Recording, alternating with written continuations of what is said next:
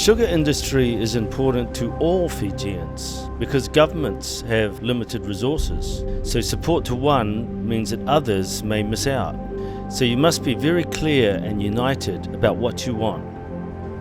We've made this movie using public information, which is limited. Our sources are listed in the credits at the end. And at a future time, we'll look at feedback we've received and follow-up programs may be provided. We'll also look at other industries because it's our goal to help inform the nation through investigative journalism. Thank you. Good morning to you all, Fijian citizens. I'm Lemeki Waqarua. Welcome to our spaceship on a journey through time to explore the past and present of Fiji sugar industry. So buckle your seatbelts and get ready.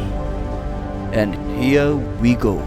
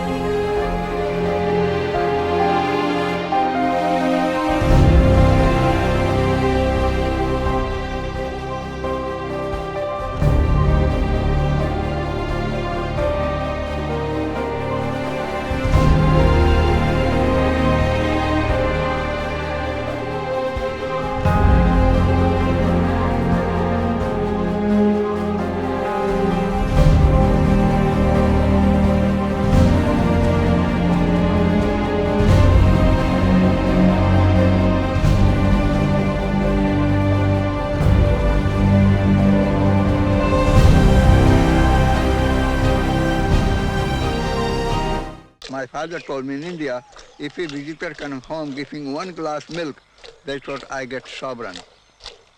I get a sovereign for him. Some place even couldn't get a glass for drink water.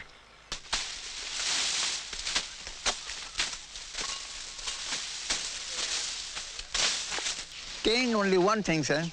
Cutting season, hot time, bit hard for the people. People want to wake up in the morning to start to cut the cane, then you can get the good work. 4, 5, 6, 7, 3 ton cane already cut finished. That was before. But now today's young generation, they wake up 7 o'clock. They're not coming and the time, they're not wake up in the morning. That is our problem. Bye-bye. Gone to school.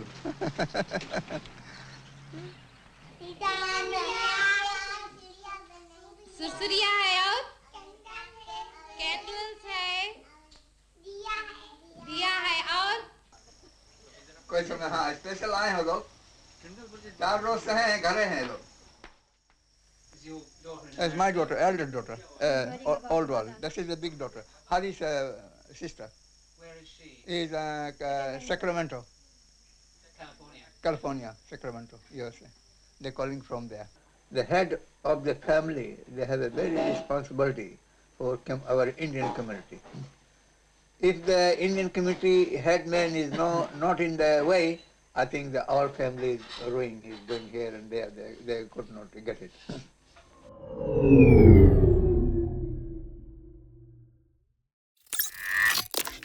Charles, Prince of Wales, came to Fiji as the representative of his mother, Queen Elizabeth II, to present official documents which restored independence to Fiji. The historic moment was marked by Prince Charles handing to the first Prime Minister of independent Fiji, Ratu Na Veli, the documents of independence. Today, the Fiji Sugar Corporation is Fiji's sugar milling company and the largest in the South Pacific. It was incorporated by an Act of Parliament in 1972 to take over the milling in 1973. We're now entering more recent times, and we're going to look at financial accounts. So get out your abacuses and calculators and stay with us. Fiji Sugar Corporation showed steady profits through the 70s, in the early years of independence. But a big problem appeared on the horizon.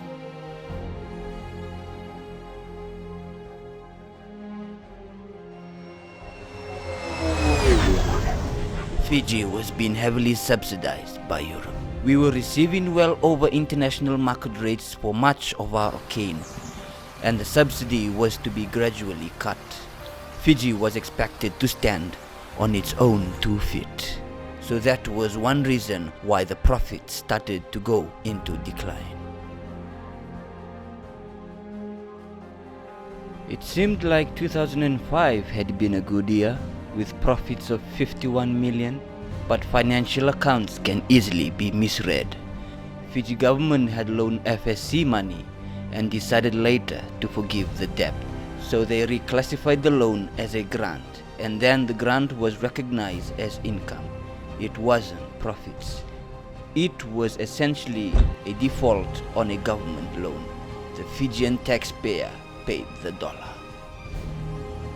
Then a most decisive blow. Fiji was to receive a 300 million sugar grant from Europe to help the industry adapt to life without the subsidy. But after the 2006 coup, the grant was withdrawn. Fortunately, the subsidy continued in reduced form till the year 2017. Then in 2010, another disaster.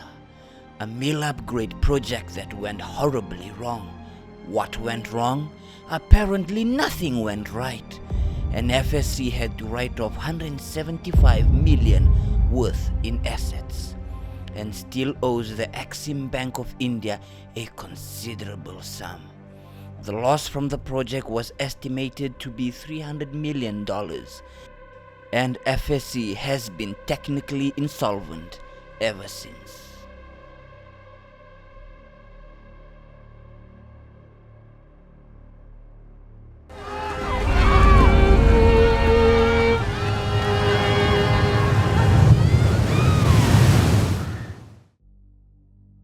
In the most recent financial years, there were mainly losses, but a profit in 2020 of 21 million.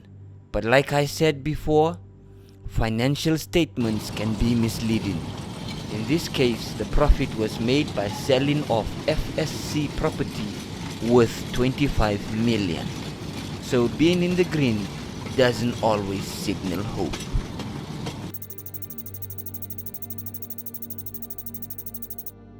When Fiji lost its preferential treatment with the European Union in 2017, it also lost its competitive advantage in bulk sales. The end of the preferential agreement signaled a time for change. FSC re-looked at its marketing strategy, which had been based on sending bulk sugar overseas with a very small domestic market. In their business, in their venture, whether it's possible to have new premium products created and targeted towards the international markets. Some of the other new developments were a local supply of fertilizer and new cane harvesting machines.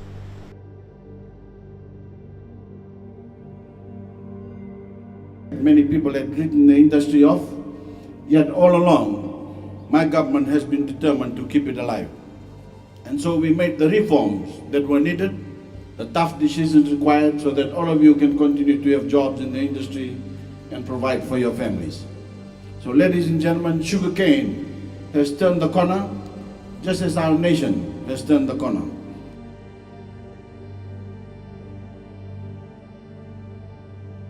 Minister for Sugar Charanjit Singh says it is grossly shocking and disgraceful that the former CEOs were paid up to $840,000 per annum in salary and allowances.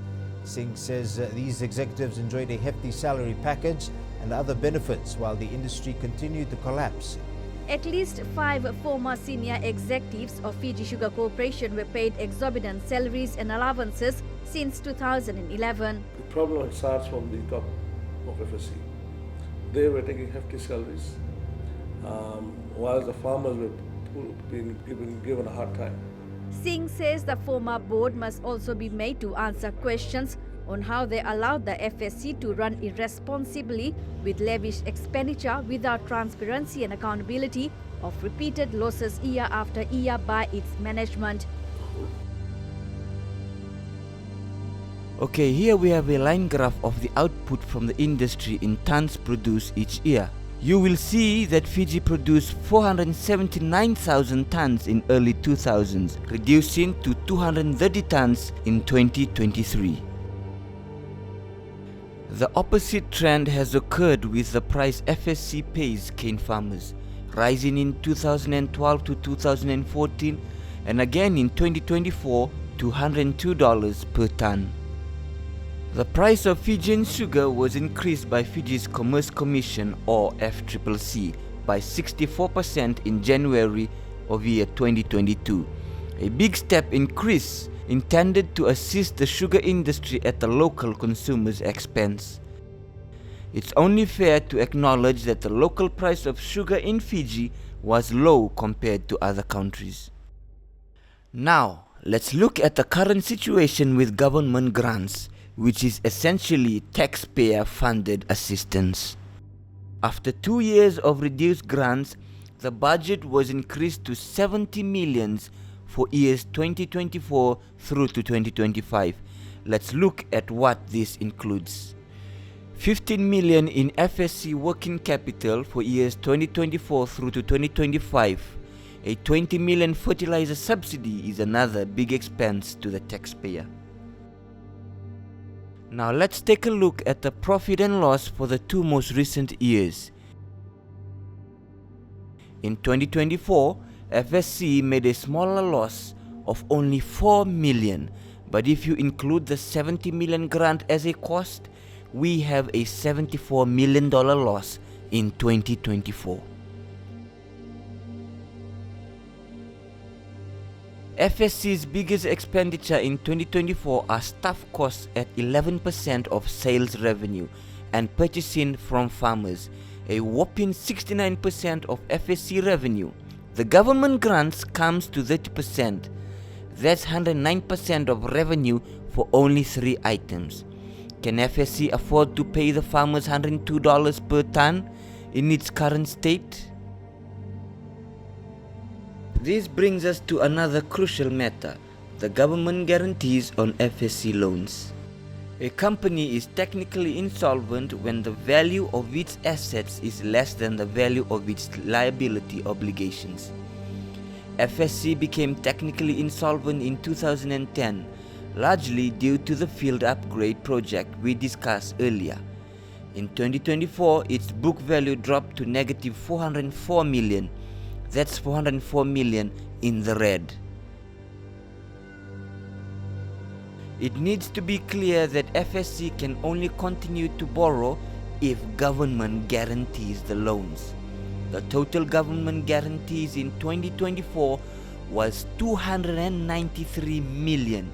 We consider it highly likely that the taxpayer will be required to foot for all of this. This brings us to the next point.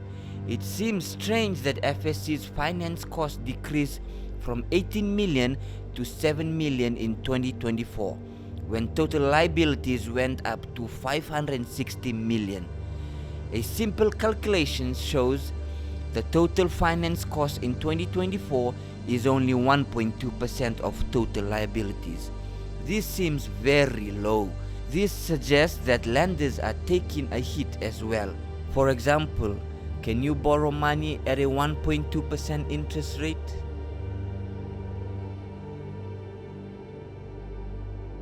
As you know, 200,000 people depend directly or indirectly on the sugarcane industry for a living.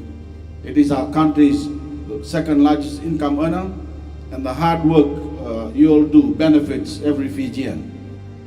Just one more point to make. As you saw, the ex-Prime Minister said that the sugar industry supports 200,000 Fijians. Does the sugar industry still support 200,000 Fijians? Let's assume that the benefits of the sugar industry is that it employs FSC staff and that it pays planters for supplying cane.